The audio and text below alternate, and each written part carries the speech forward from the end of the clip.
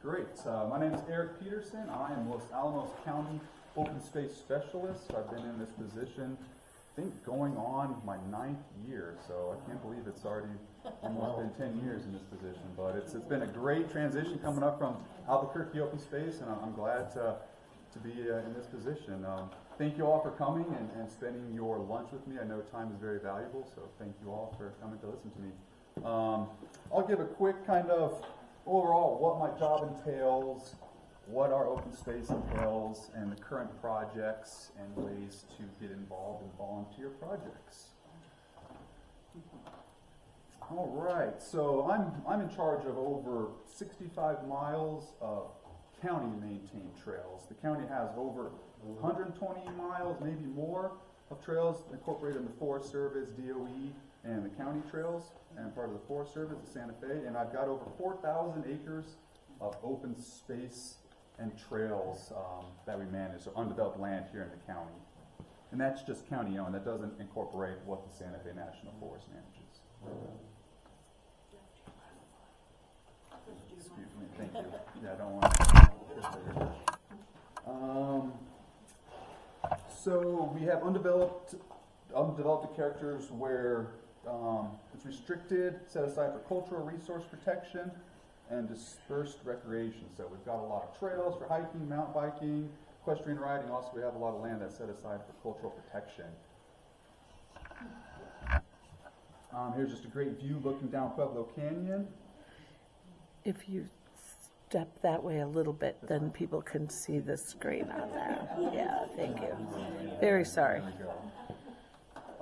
We've got more than 900 plant species, 130 bird species, 400 reptiles, 70 kinds of mammals. We've got a lot of different variety of wildlife living in our canyons here in Los Alamos County. And also, unfortunately, we have unwanted animal living in our canyons as well, as the feral cow, which I'll talk about here later. Here's some of the petroglyphs that are located in Los Alamos County that are protected. We've got hundreds and hundreds of protected cultural sites and petroglyphs throughout Los Alamos and White Rock.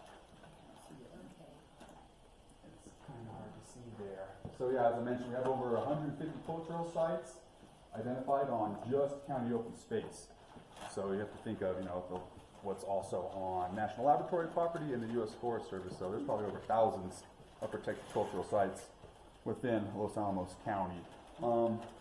And I'll just go ahead and talk about some of the projects we've got going on. So as of recently, we've been doing a lot of trail maintenance work here in the county. We've recently hired a on-call trail maintenance contractor, CM Arbor Care. You might have hired this company to do tree work at your home, but they also specialize in trail maintenance.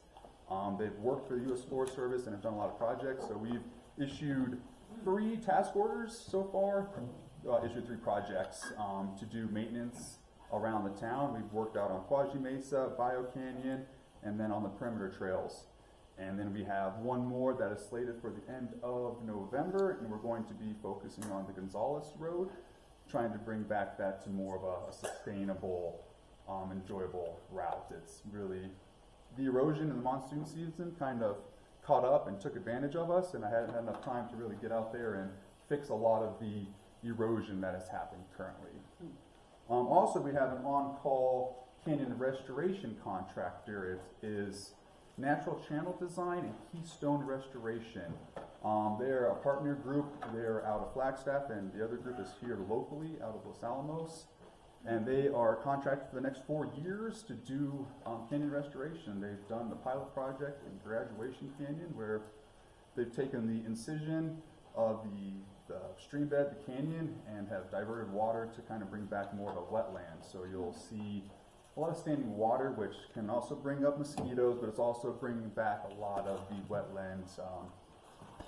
We've got frogs in there. There's just a bunch of life down in that canyon now due to this. And we kind of just slowed the water down. The concept is trying to keep the water on the mesa instead of it just rushing out of here going to the Rio. So he's got plans to come out in spring of next year, because this same contractor is doing the work in Los Alamos Canyon Reservoir as well. So they're the ones dredging the reservoir and taking that road material and putting it back on the road.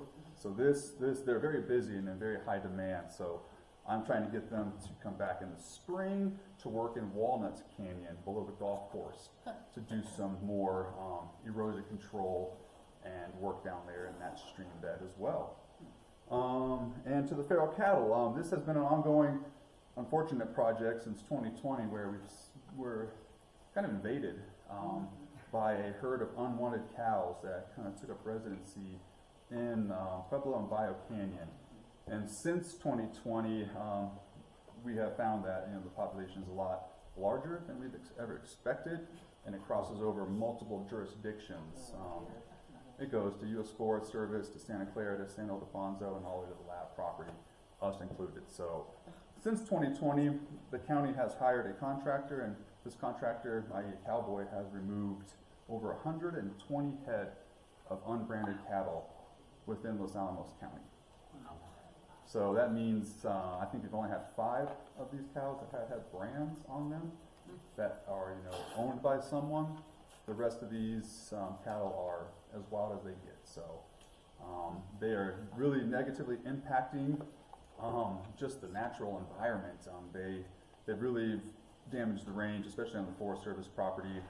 We've had 5 vehicular accidents on the Main Hill Road where there's been cars that have actually ran into cows coming out of Pueblo with actual city bus, county bus involved in one of these accidents. So the threats there, they are very unwanted. They are never gathered. They don't belong to anyone. So we've been working with the State Livestock Association, Lab, San Ildefonso, and the Forest Service to try to come up with a collaborative effort to remove the herd. Yes. How many now are residents?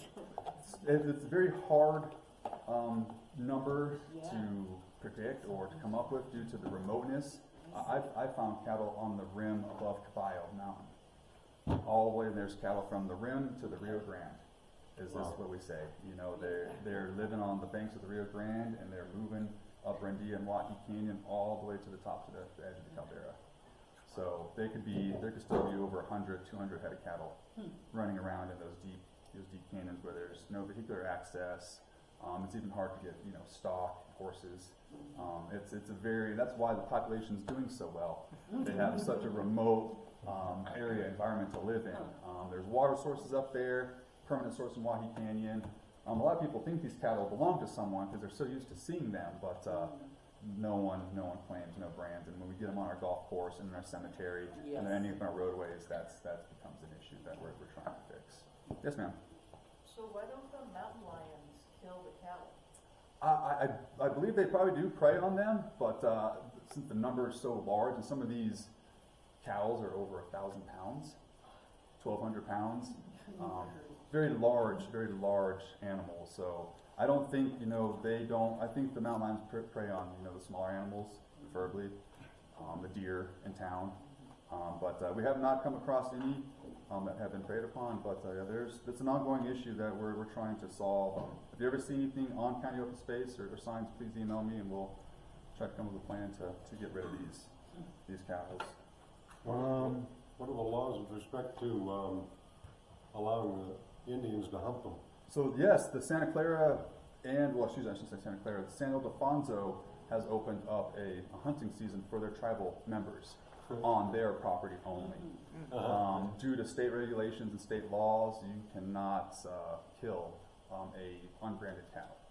So unbranded cattle fall under jurisdiction of the New Mexico Livestock Board.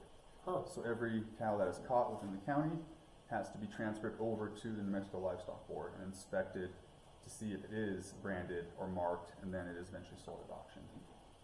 So it's a very interesting process that a lot of rules and regulations that we have to follow to get rid of these cows. I mean, there's a lot more methods out there, as you've seen in the news down south, but due to the proximity of the population and just the results of terminating cattle can be an issue. So we're going with the old-fashioned way, where cowboys and dogs and ropes and get in the trailer and haul them out. So we also got a lot of multi-use recreation. We've got a survey here. It's a little outdated, but sounds like 4 out of 5 residents with children use the network at least once per month. I remember reading somewhere we're a 7-minute walk from a trailhead in the town site, so our accessibility is really great here in the community. And just a lovely picture of folks enjoying the Canyon Rim Trail. And we have a lot of youth engagement. The YCC has been around for a very long time. We took a small break with COVID, but we're back in action. We had a 15-member crew this summer. They produced a lot of hard work for me. They did a lot of trail maintenance. They learned how to use a fence stretcher and build cattle fence this year down in Pueblo and Bio Canyon, and they'll be continuing to help me build fence in White Rock Canyon as well to keep the movement of cattle at bay, and also continuing to fix the damaged fence in Bio Canyon that separates our land with San Alfonso property. I'll be excited. We'll have another 15-member crew next season, so if you know any youth that's interested, send them my way. And this was a picture of a few years ago down in the Tent Rocks Extension Trail where the YCC was in charge of building that project. And volunteer events. We've kicked off a lot of volunteer events this year. We've had one once a month starting in April. And we've done everything from trash cleanups to trail maintenance projects. Most recently we were in the perimeter section. We had about 15 folks come up, actually some folks from Santa Fe came up to volunteer their time on our trail network, and we got a lot of work done. It was a collaborative effort for Public Lands Day with the Forest Service. We worked with Lynn and some of her staff and got a lot of work done. Some other projects we're working on. We've got the Trails Management Plan update. We are looking to update our Trails Management Plan. I've got a pile of plans that we're trying to incorporate into one to have a guiding document. That project is still in the procurement process, and we hope to be awarding that soon, but that's all the information I have on that project at the moment. We're continuing to go through our trailhead assessment, looking at areas to make trails a little bit more, or I should say more, make them ADA accessible. We're fixing a lot of our kiosks to allow ADA accessibility. We're looking at paving and doing a picnic park paved trail to incorporate the Peak Nature Center to allow field trips and folks that have mobility issues to enjoy some of our trails. And this has kind of been an ongoing project for the past couple of years, trying to find funding and find grant matches to help this project. But we're working through that picnic park project to help add paved mileage to our trail system with ADA trail assessment that was conducted. I'd be glad to take any questions you have. Yes? Any possibility that you could create a new trail into the Rompus Canyon? There's always a possibility, yes. I would have to have a little bit more detail on location and where and just kind of an aerial. I'll be glad to meet anybody that's interested in trail maintenance, trail development, to email me. We can set up a time to walk and look over the area, look at maps, and make sure we're not, going through any endangered species habitat, there's any cultural sensitivity in these areas. But yes, there's always a way to start looking at. My husband can get in there, but I can't. I might be able to make it in, but I'd never make it out. I've only ever seen one person ever in that while we've lived there over the canyon since 17. No one, like 15-year-old girl once. So. Okay, yeah, we've. House, not the house. Yes, they are, and unfortunately they've slowly made their way back. I've been getting reports of them showing up in our canyons as of the past couple of weeks. But yeah, we could definitely look into options at looking at trails. As of late, we've kind of scaled back from building new trails. We're trying to assess the trails we have and fix what we have before we go and build more onto it, which means myself and one other employee have to maintain. So we have lots of mileage and lots of land to maintain for a crew of two. Yes? Are you familiar with the current status of the potential land transfer in Mandir County to the county? I do not. That would probably be in the county management's office, those questions, yes. Unfortunately, I do not, but I could look into finding answers to that. I know they've been talking about it for a very long time. Since the day I started, they've talked about that. So they're going on 8-9 years of talking about transferring. Yes. I was wondering if the paved rim trail is gonna be extended ever? I thought there was some talk about. Yes, the Canyon Rim Trail, yes, so Public Works will be looking to send out award a contract to extend it to the Smart House. And then from the Smart House, it'll trail plan, Okay. where they're going to bring it through the Fuller Lodge courtyard area, and then take it all the way to the Canyon tennis courts. Oh, Canyon tennis courts, just Correct. down from Pete. Correct, yes, yes. That's a- And I don't know, we're still looking at the ways to get it through Yeah. there, through easements and through county land, but the first step is, yes, connecting it from the end of Smith's Right. to the Smart House, which is right across from Ashley Pond, kind of where the internet providing, I don't remember the company, CenturyLink building is. That would be great. Yes, so there is, yes, there will be development on that. That's used, I think. It sure is. It's definitely our highest used trail in the county. Yes, ma'am. I think this is not your department, but the Lucinda Bear has now become the La Vista Bear, which is my neighborhood. And I called the county and they kind of said, just wait until hibernation next month and, Yeah. they'll put out and do it. I don't think that's really your, Game and Fish would be the ones that, the county does not maintain wildlife, and even though, the cows aren't even considered a wildlife, Game and Fish doesn't want anything to do with the cows. So no one wants anything to do with the cows. So the bears belong under the management to the Game and Fish, and I just encourage people to, just be mindful of your trash, and be mindful of when you take it out. Really, I encourage you to buy the bear-proof roll-off carts. They do work. I've watched many bears, knock them over, get frustrated, and move to 3 houses down to find one that they can get into. They come down. They're habitual. They learn. They have a smelly trash over grass. They've got a lot of choices here in town. So they will be hibernating soon. But for the time, it's just doing the best you can with the trash. so I have one other concern and it's more of a suggestion.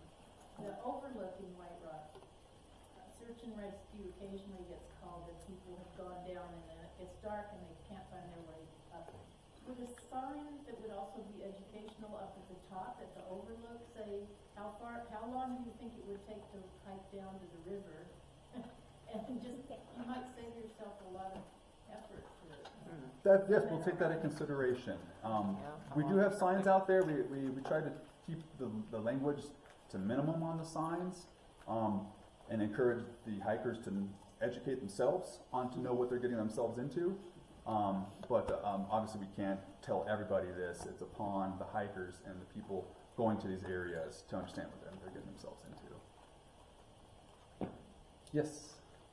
I'm not sure this is your department either, but a number of years ago, I'll say maybe 10, Craig Martin used to take the 8th graders from the middle school. So there were 3 teams, and they each went out twice, so that's 6 times. And they were great little scavengers. Like whoosh, and they just went through and they cleaned everything up. And I not only think it would be good if it's something you all can do for you and for us and the community, but it was really great for the kids because you had kids who didn't read well or didn't whatever, but man, they got out there and they were shook and they were heroes and it was a great thing. And I don't quite remember why we stopped. I mean, I know Craig kind of got into some other things, but it was a great thing. And you're talking about workers. You have 100. Yes. You have 100. Sometimes like herding cats, though. Yeah, right. and they really, and the kids were really good. Yes. You have good ones. Yeah, if anyone has contacts to any teachers that would like to get their students out and about, I'd love to get the youth involved in various activities that I do, from trail maintenance to lopping, just to teaching them what grows in their backyard type deal. So yes, I would be glad to. I had a contact with a middle schooler. A teacher. We'd take do little field trips, just hikes around our canyons. But yeah, I'd be inclined to do that again. Yes.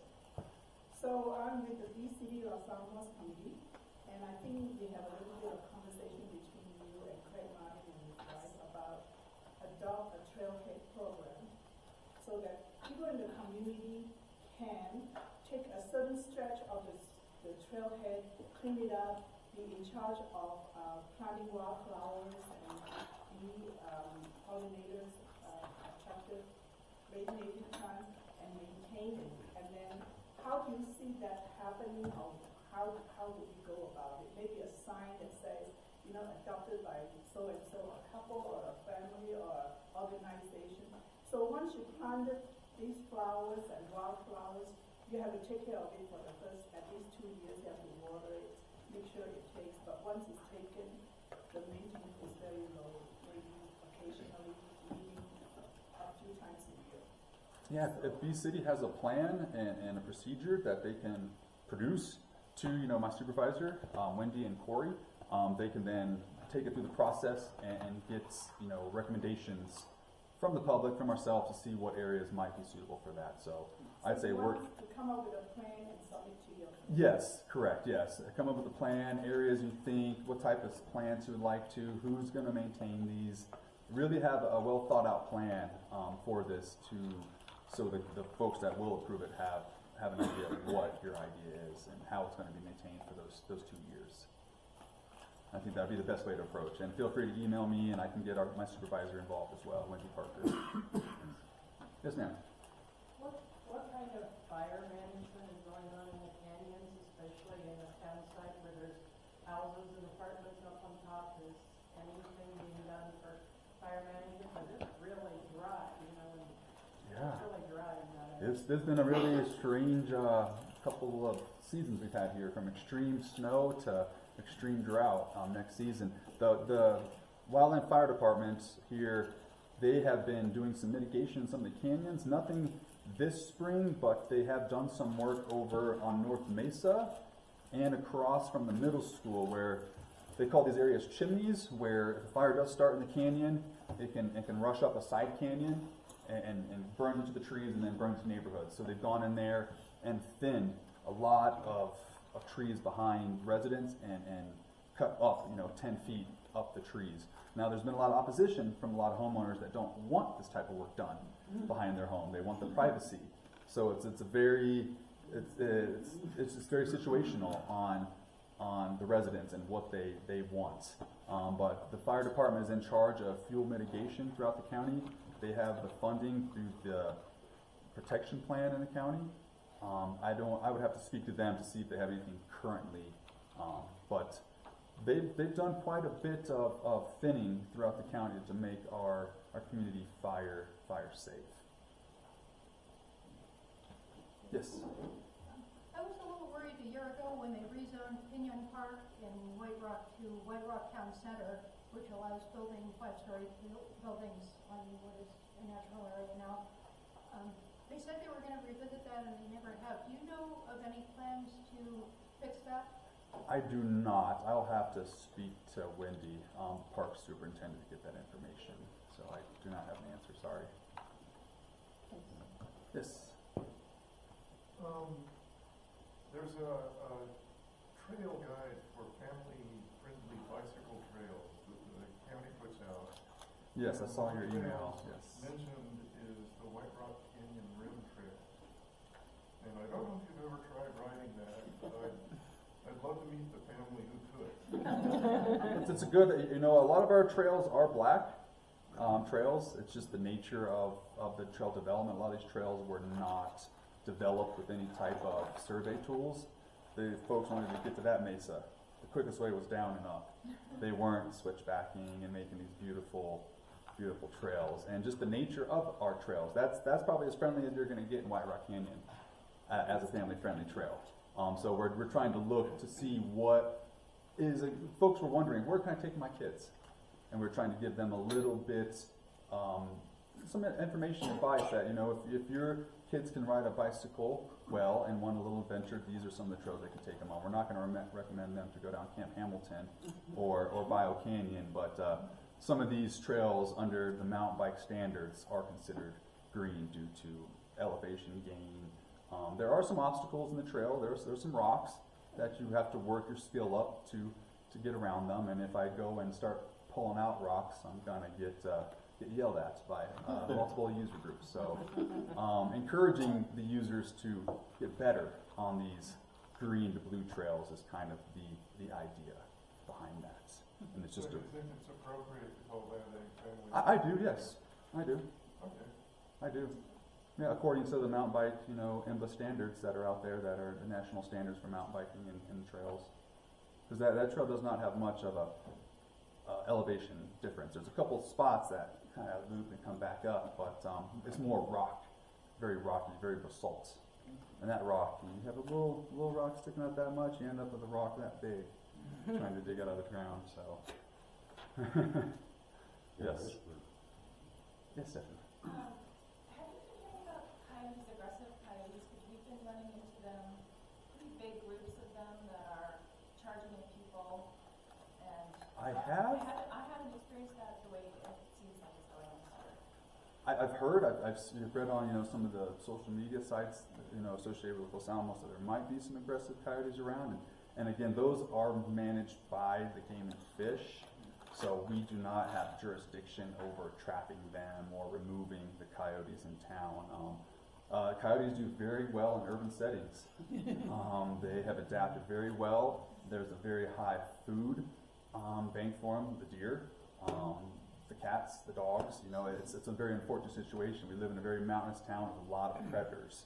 Our canyons harbor these animals. That's why we have mountain lions in every canyon. We have bears in every canyon. We've got fox and bobcats. I mean, we've got almost every predator, here, besides the wolf. So I don't know if the Game and Fish will come out and try to catch, trap, or terminate some of these coyotes, but the nature of coyotes, you remove 2, 5 come in. Mm-hmm. As a follow-up, I bought an air horn, and it's very, very effective. Yes. I really don't like those. Yeah, I recommend, not because of humans, but, pepper spray because of wildlife. Aggressive dogs, coyotes, things that might come up to you, is always a good, air horn, things, loud noises typically scare wildlife pretty quick. Yes?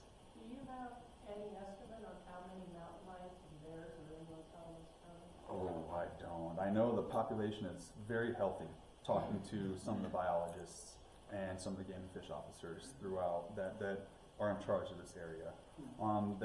You're seeing a lot of mountain lions because the carrying capacity is so high. Mountain lions have, I think, a range of 100-mile range. So some mountain lions are seen almost in Albuquerque, and then they're seen at the foothills of the Jemez Mountains. And some of the younger ones are getting kicked out of their prime habitat, and that's the ones you're seeing in neighborhoods, going down the center of town, down in the middle of the day. These are the young ones trying to find their territory. So if you're seeing that, that means you've got some very healthy, dominant lions in some of these prime areas that are being forced to find something else. But I do not have. There's a gentleman from the Caldera that studies the mountain lion population and the movement to wildfire. He does a great presentation. You can find it on the Peak website. They recorded it. I recommend everybody to watch it. It's very fascinating. They've collared many lions, and I actually have a trail camera picture of a collared lion, and then a day later, Mark is walking, trying to find that same lion that was there a day earlier. So it's pretty fascinating work they're doing. On a semi-related question, deer population? I was just telling June here, I counted 70 deer on the golf course this winter. Wow. So they're, and that's just what I could see from the road. So to say we have a high population of deer is, yes, and these deer stay in town, they eat the apples, they eat the handouts. I see residents feeding deer on a daily basis. I just encourage people not to feed the wildlife. You're not doing anyone else or the wildlife any favors by feeding them. It's creating a nuisance species, and that's where you could be, fined by game and fish. Is it just my imagination, or are there more this year? There's probably more. I'm seeing a lot of does having triplets, running around town. So yes, there's quite a bit.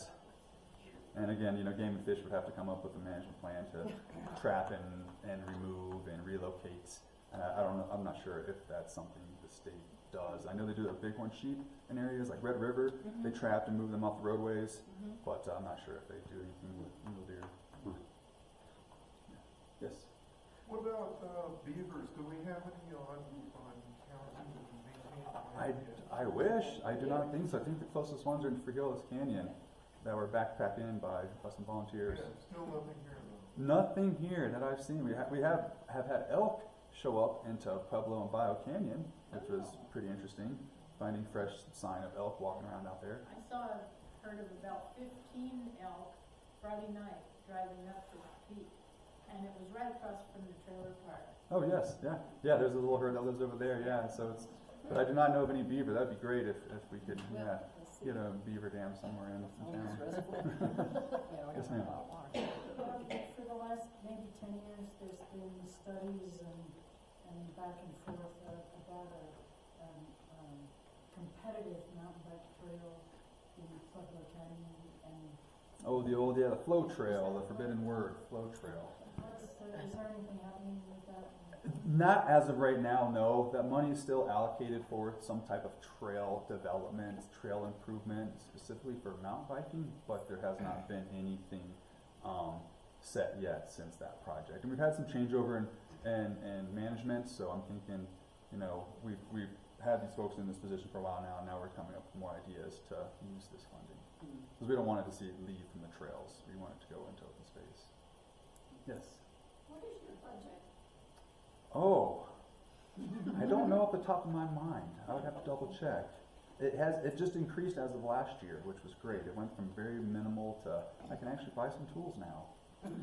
But I do not know off the top of my head with employment funding and then just surplus spending for equipment and tools and things like that. I'll get back to you with that number. Yes. In terms of canyon restoration, you mentioned that Keystone is going to be involved in a few Los Alamos. Where are they going to be headed? Yeah, so we've got Walnut Canyon. They're going to do a kind of a design build project. They're going to go in there and identify areas to put controls, to do some plug-in ponds, to extend some water out from the main channel.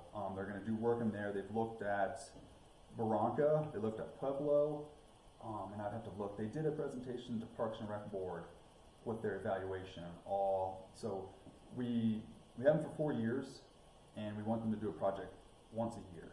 And they did an evaluation. They went through our canyons and identified areas that probably need the most of these. So I could send that presentation out to a group. It's public information. We had them go out there and do it. They're very good at what they do, and they're very excited to come out here and start working. So, yes. Do you know if the road to Los Alamos Reservoir, after they do this rehab of it, will be open to vehicles or will it remain closed? It will still remain closed to vehicular travel. Yes. And unfortunately, I don't really have much management in that area. That's not the county? It's the county. So the county does not. Yeah, the reservoir is actually even managed by the utilities. Oh. It's just water storage. I see. So the road is 3/4 of it's owned by Department of Energy. The rest is owned by Forest Service. Okay. Then the Department of Utilities manages the reservoir, and then behind it is Forest Service. So open space That's doesn't very have nice. open space doesn't have any say or any management in that area. But I field a question a day on the reservoir. So Well, there's no water. yeah, they've released to dredge that because I believe they're using that water. They pull water out of the reservoir and put it on the golf course. So there's an actual water line. They've used that water. Someone else? Yes. I know this is a long-term long shot, but do you think there's any chance of the lab ever letting us into lower Los Alamos Canyon? Oh, there's always hope. It was open at one time. So I guess, I just know they're doing a lot of operations currently in the lab. We had to catch cattle that got into that lab, and they told us do not go past this area. So we did not go past that area. So there's a lot of operations still going on, but if they do abandon that, and people still use it, unfortunately, I would see folks running down Los Alamos Canyon, but it is off limits to everybody, even I think badge holders. They don't want anybody necessarily in there for recreating opportunities. Even though there's trails, old trails that lead into those areas, and that's another thing, speak to Lanol Trails or Taking Care of Trails.org. They have Carla Sator and Ethan Detmison are the ones in charge of Lanol Trails. And if there's areas of concern, email them about access, and they can tell you. And they have a very interactive website that will tell you what trails are open and closed on that property. Yes. The fencing that you're going to put in White Rock Canyon, where in White Rock Canyon is. It's a very small stretch. It's the northern boundary that separates San Ildefonso and Los Alamos County. And it'll be a very big project due to just getting the material down there and getting the YCC down there and trying to tie it into natural cliff so the cattle can't go around. But during low flows, cattle can swim, they can walk right across sandbars and rock bars, so it's going to be a challenge to keep cattle out of White Rock Canyon. But I know National Laboratory is coming up with a management plan to eradicate cattle on their property, so we're all involved in this effort to try to get these cows out of White Rock Canyon once and for all, which is going to be a very interesting project. Yes, that's Well, I keep thinking about the burrows in Bandelier decades ago. Yes, And they managed those somehow. yes. Fewer than the cattle we have now. Correct. Is the problem. Okay. And there's a lot of these canyons in the town site, especially Rendia and Waukee Canyon, feed to the Rio. And we've seen cattle tracks leading, through Stanai property going all the way to the Rio. There's, cattle scat and sign underneath the Ottawa Bridge. Mm-hmm. So they're using they're from river to rim, in every canyon almost. So it's a very interesting situation that's kind of been persisting for the last 15, 20 years. And it's just gotten really worse in the last 5. With control. Yeah, we've done a lot of sterilizing out in the field. When they catch the cattle, they'll sterilize them Yeah. and release the larger bulls that we can't get to the trailers. But all of them are literally caught and then put into a trailer and hauled out of there. And a lot of these 10, 12, 13-year-old bulls have never been handled by a human. I've never been in a trailer, so they're wilder than an elk. Sounds dangerous. Yeah. It's not it's a very dangerous job for the cowboys to come out there. The gentleman specializes in this. This is what he does. He doesn't like going after the pasture cattle. He wants cattle that other people can't catch. That ain't got a adrenaline So rush. he's got a great set of dogs and hands, and he's very effective at what he does. And he uses a lot of medication as well out of a dart gun for his safety of his horse, safety of his dogs. He'll hit them with a dart that knocks them down just a little bit, and they're easier and safer to handle. And they wake up very mad, and they're out of our hands, and then they're the state's responsibility after that. So it's an unfortunate situation, and I hope the other agencies around here will be involved and see that this is an important project. Someone's going to get severely injured if something's not taken, if no one's taking action.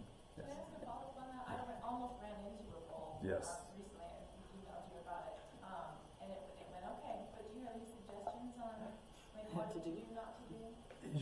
I know I don't want to say 100% of the time they'll turn and run from you, but typically they will. It's either if you corner them or startle them, they're gonna defend themselves in a sense. They're a wild animal. If they feel they're endangered, they might run at you. The contractor told me, don't run a straight line.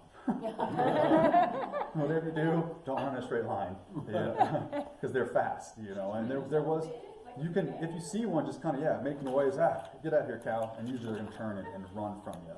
We did have a PhD student had his foot crushed by one of the cows behind the shooting range. He turned the corner, startled this cow, his bull, and it charged him.